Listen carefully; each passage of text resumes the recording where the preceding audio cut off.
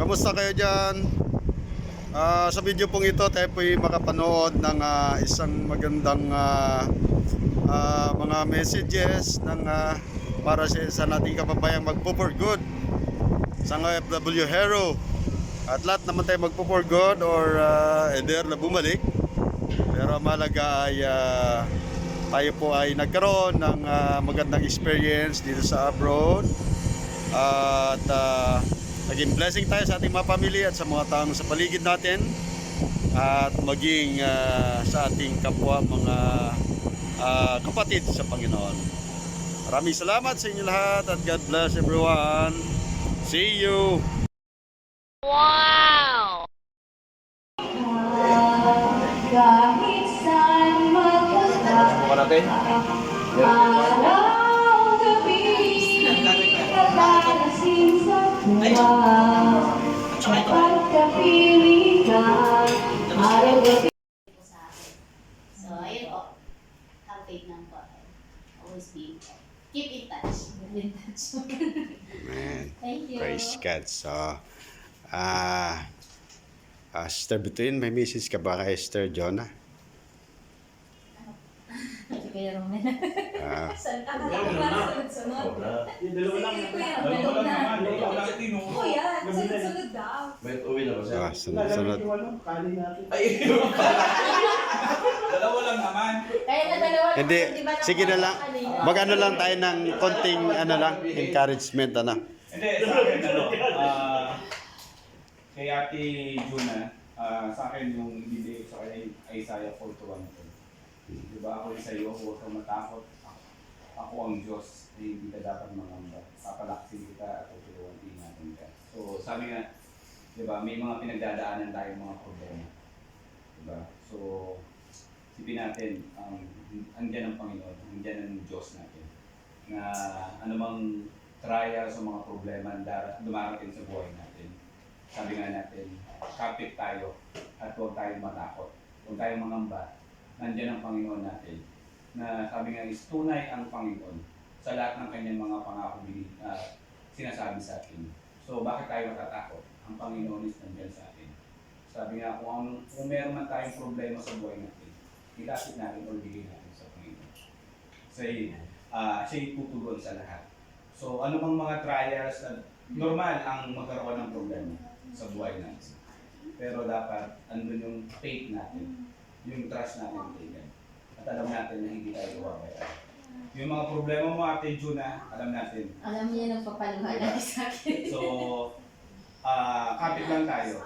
So, natural yung problema, pero sabi nga natin, may solusyon ang lahat ng nagiging problema sa buhay natin. Andyan si God. Yun lang po. Okay, Sister Between, praise God. Papakanatin si Lord.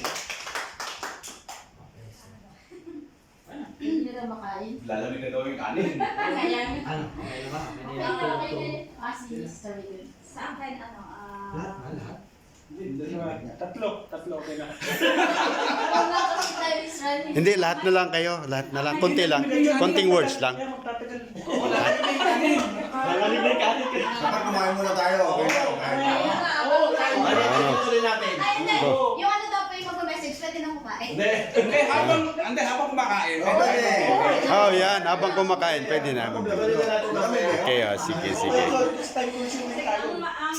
Ang time is running hanggang Isa na lang, kaya natin gituin.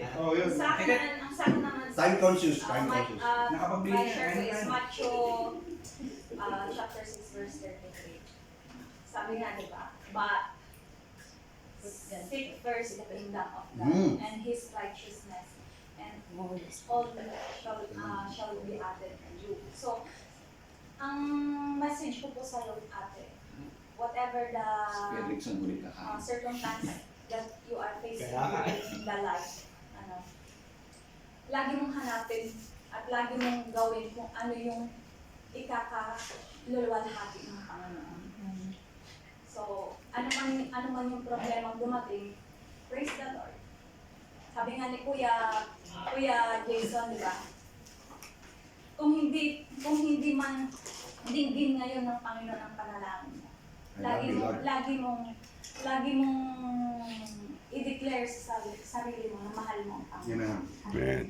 At hindi hindi man ibigay ng Panginoon ang dinadalangin mo, no? Because He's doing a great, more, and best thing na mas makakabuti sa'yo. Tsaka, yun, yung paglilingkod mo sa Panginoon, do it with His righteousness.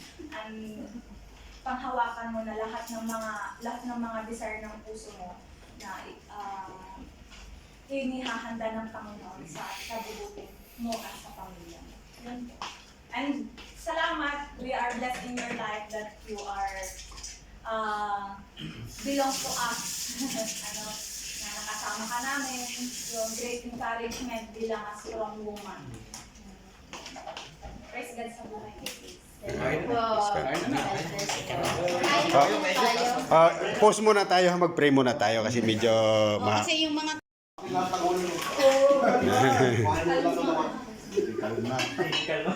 Oo, kalma. Napunta daw si Ate Joby.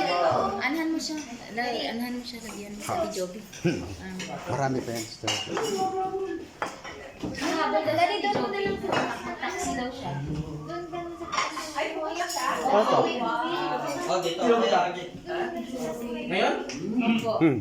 Habang stir job. Kailangan nyo na napakain. Baka ano. Kaya nga yun. Hindi, ano lang natin ng, ibukod lang natin. Asan ba sa Ate Joby? Ha? Ano po yung kinakontak niyo pa po yung taxi? Sa bansa po natin, talagang bago ka sabi nga doon, bago ka magsasabing magpo-for kailangan naka-desisyon ka na.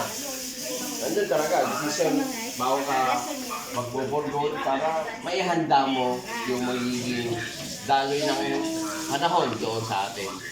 At alaman naman natin at panghawakan mo lang din ang ating Diyos ay Jehovah Jireh, our provider. Hindi ka iiwan, hindi ka mabayaan. Panatilihin mo lang na matatag ang iyong faith.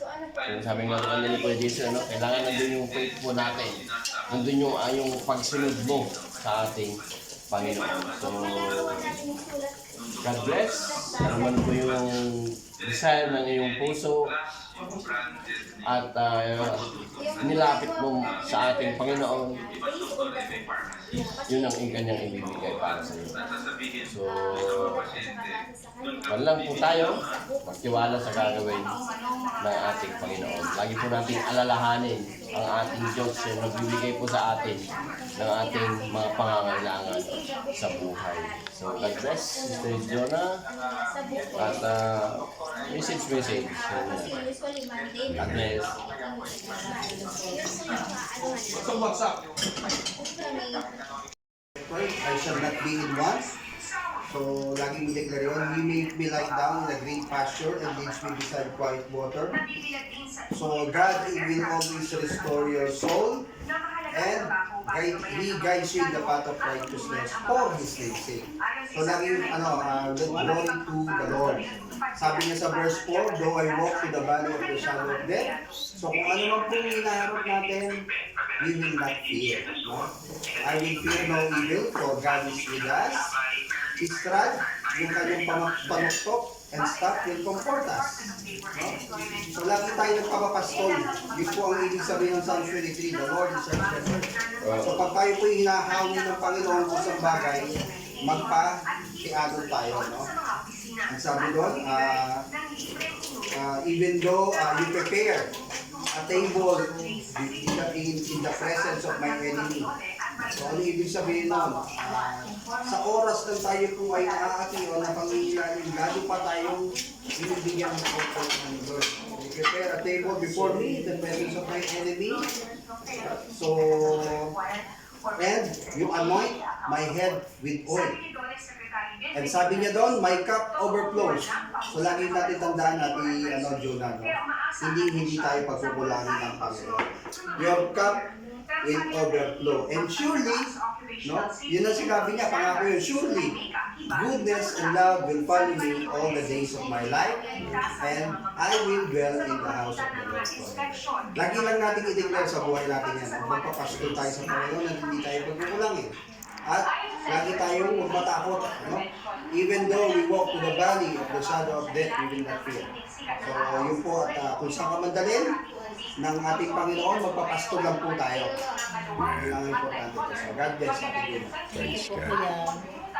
Si Kuya. Senator Jose, Ito na. sabihin ko sa iyo yung favorite verse ko na Proverbs chapter 3, verse 5 to 6, ano? Muna ako, sasabihin ko eh. Nauna na ako. Trust in the Lord with all your heart, ano? And do not lean on your understanding.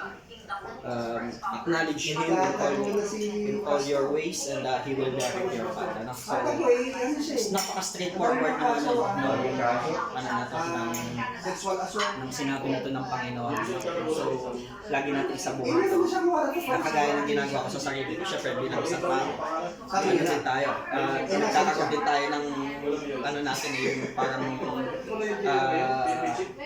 wording na to, yung alinlangan sa ano sa mga pagsubok sa Tingnan mo yung buhay. mukha ng No?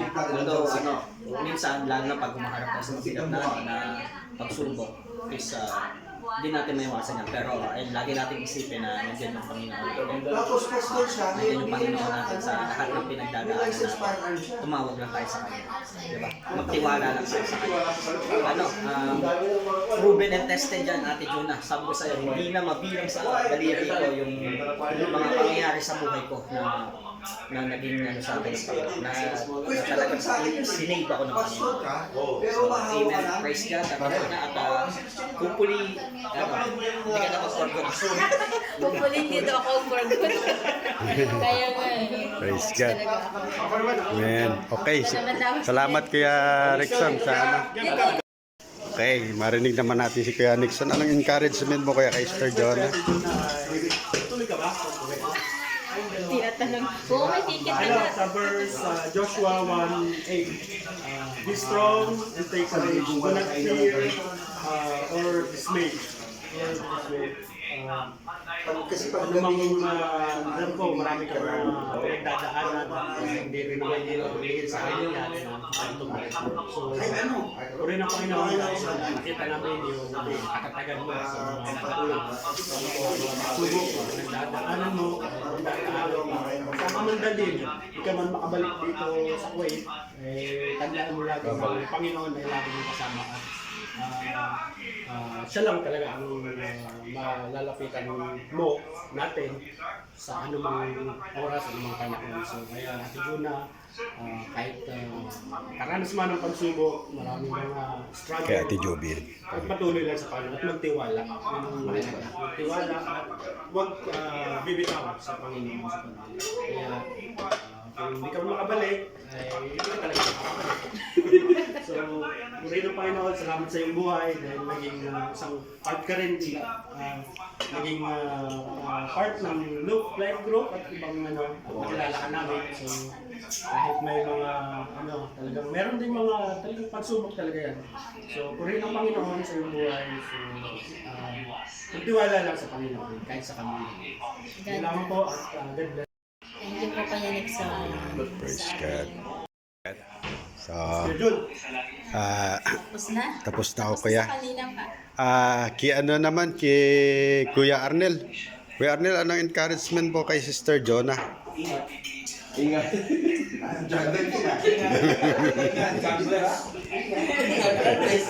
God bless. Bye-bye. Bye-bye. Bye-bye. Para yung anak ko eh. Pakis lang. Amen, no? Sa akin, ang tawag ko ito sa big yung verse. Isaiah 41 verse 13, sabi ito is, For I am the Lord your God, will hold your right hand, saying to you, Fear not, I will help you. Kumakain pa sa Yan. akin.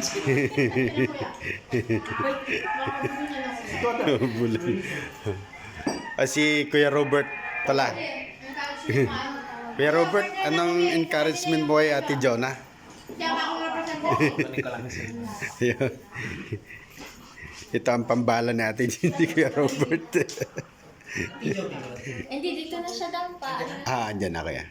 Sister Joby. Ako na ba? Sa akin, dito ka daw Kuya.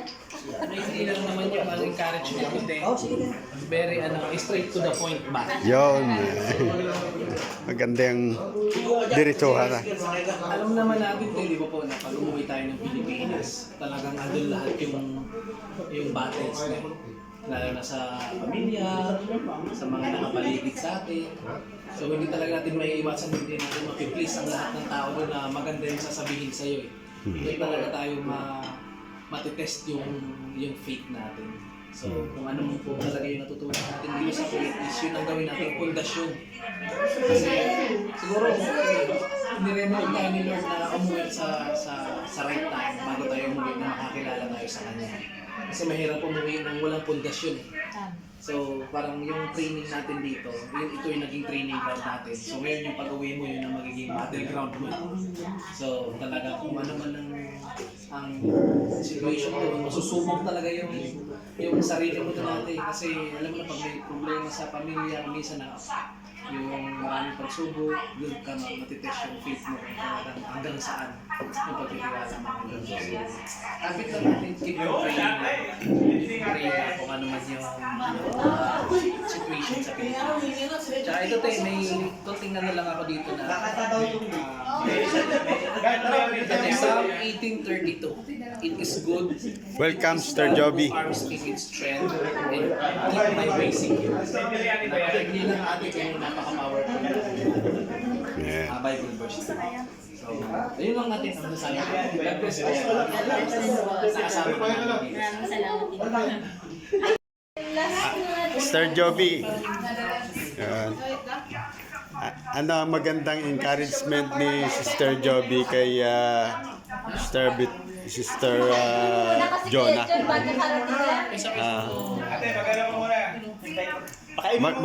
Kumain ka muna.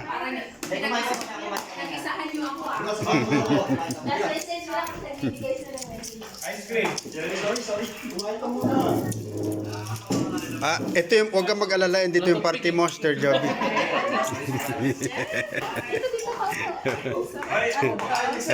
Ayan, yeah. Kunti lang ang kanin mo kasi dapat kunti-kunti lang. Kakanta ka pa. Kamain ka muna para may energy ka sa pagkakas. Habang Ikaw yung energy ka. Ay, Sige na, sige na.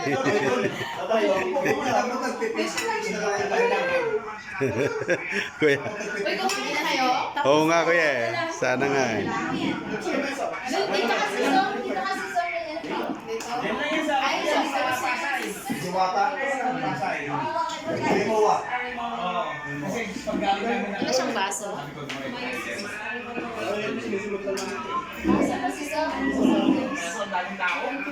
Mas tinanggal yung muna yung pwesto kasi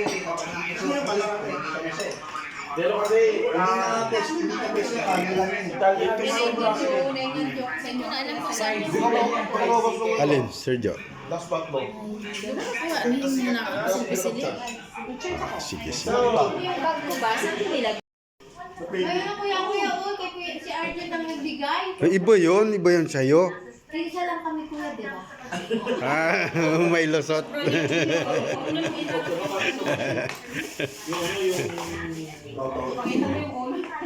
Sir Joby. Kumain ka muna. Wala mo na dyan. Wala na, sinimot ka na.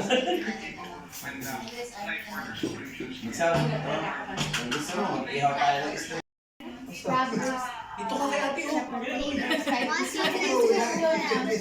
Sabi dito, trust in the Lord with all your heart and lean not on your own understanding. In all your ways, submit to Him and He will make your path straight. Yun ang sabi sa Proverbs 12:6. Hindi mo na maging sa buhay. Parehas kayo. Pero kayo maganda kasi. Ano mo yung, paano man yung, sabi nga, do not trust your heart because your heart is deceiving. So, trust the will of God kung ano yung kalooban ng Panginoon sa buhay mo. At kung ano yung lahat ng desisyon mo sa buhay, kailangan mo muna siya dito sa Panginoon. Kailangan mo muna ipag-pray. Kailangan mo muna siya na tanungin ang Panginoon, Lord, ito ba yung kalooban mo? Ito ba yung hindi? So, kasi kung kalooban ng Panginoon, lahat na ayos na eh. Kung hindi niya kalooban, mararamdaman mo naman yun. So, always sabihin mo sa Panginoon, Lord, let your will be done in my life, in my family. So, yun lamang ang akin. God bless sa'yo. Ano mang decision mo. Lagi samahan ka ng Panginoon at lagi kang igay ng Panginoon. God bless. Thank you po, Ate Jen, sa lagi sa pagpapaawit. God bless. Sister Joby, anong magandang encouragement mo si kay Sister Jonah magpo-for good na daw siya? Ah. Sa umaga na. Wow, so drink ka. So drink ka ba? Hindi, tulak mo pa ganito. Tulak pa ganito. Hindi yung ano, yung yan. Tapos pa ganyan, pa ganito. Hindi. Hindi na siya mag-soft drinks. Wala na mo yung ano. Hindi, ganito. Oh, bakit meron pa rin?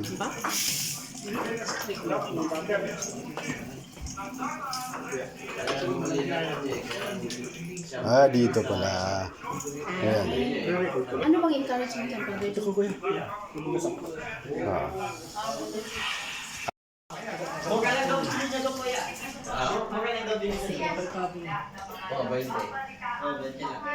Ah. Kahit saan ka man makarating sa Sir John, 80 years no? don't forget that God is always with you. Pagsubok na naman sa buhay mo, hanggang matatag ka lang. Hindi ka papabayaan. Keep on going sa no matter what happens. And advance, blessed trip sa'yo.